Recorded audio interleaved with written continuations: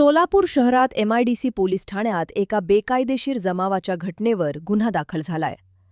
काल रात्री आयेशा नगरसमोर सार्वजनिक रोडवर शांतीनगर जवळील मजरेवाडी नई जिंदगी भागात MIM पक्षाचे माजी नगरसेवक अझहर हुंडेकरी, अझहर शेख, अझहर जागीरदार, शोहेब चौधरी, मुनवर शेख, जब्बार शेख यांच्यासह 4 ते 5 अनोळखी व्यक्ती एकत्र जमलेल्या आढळल्या।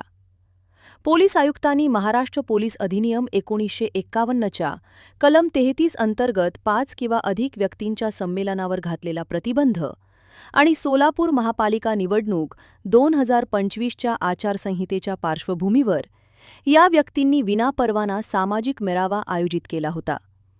याची माहिती मिळताच MIDC पोलीस ठाण्यात नेमणूक असलेल्या कॉन्स्टेबल महेश रामचंद्र माळी यांनी फिर्याद दिली।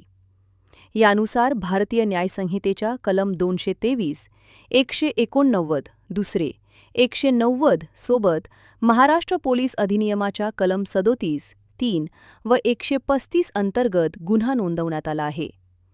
पोलीस ठाण्याचे वरिष्ठ निरीक्षक प्रमोद वाघमारे यांनी सांगितले की कोणत्याही राजकीय पक्षाकडून विनापरवाना सभा, बैठक किंवा रॅली काढल्यास कठोर कायदेशीर कारवाई केली जाईल। या घटनेमुळे सोलापूर शहरातील निवडणूक तयारी अधिक कठोर होण्याची शक्यता आहे। काल दिनांक 24/12/2025 रोजी सायंकाळी 9:15 ते 9:30च्या दरम्यान नई जिंदगी परिसरामध्ये MIM पक्षाचे माजी नगरसेवक अझहर अब्दुल गनी हुंडेकरी यांनी बैठक घेतल्याबाबत माहिती प्राप्त झाली। त्या माहितीवरून आम्ही खात्री केली असता सदर ठिकाणी आयेशा नगरासमोर शांतीनगर परिसर मजरेवाडी सार्वजनिक रोडवर बैठक झाल्याचे निष्पन्न झाले। सदरची बैठक ही कोणतीही परवानगी न घेता घेण्यात आलेली आहे।